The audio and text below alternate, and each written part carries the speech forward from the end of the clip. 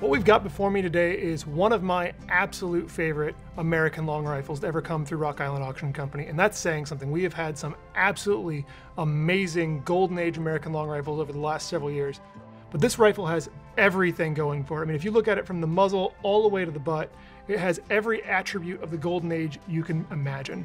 It's by John Armstrong of Emmitsburg, Maryland, and John Armstrong is one of the most significant American long rifle makers of the Golden Age. He also trained his 4 sons and Nathaniel Rowe, and he honed the craft to an absolute art. I mean, if you take a look at this rifle, which is in immaculate condition for a rifle of its age, you can see the quality of the work everywhere. I mean, every aspect of this rifle was done to the top notch.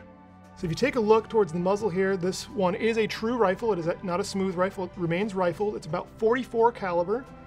And we've got a very traditional blade front sight. It's really low compared to modern sights, but a lot of early Kentucky rifles, that's how they're set up. They've got a really nice low sight, and you can see it's got little accents on the edges of even the sight base. So as I come back and you take a look at this rear sight, like the front sight, it's a very fine notch, and it has a little bit of incised work to coordinate with that front sight and just add a little something to the rifle. And when you come back to the breech section, there is an inlaid brass panel, and that panel is very, very finely signed John Armstrong with a little bit of engraved accents at the front and the rear. Then if you come back, one of the things that sets this rifle apart is the lock. The lock is also signed JA.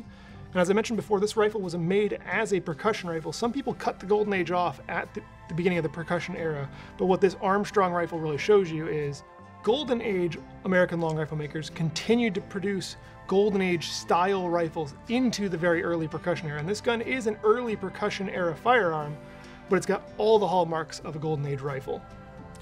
As I continue back, we've got a silver wrist escutcheon or thumb plate.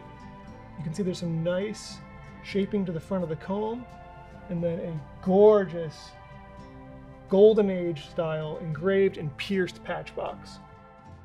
And nicely complementing the engraving on the patch box is this band of engraving here at the front of the butt plate. And if you take a look at the butt plate, it's actually got an iron tip here at the heel.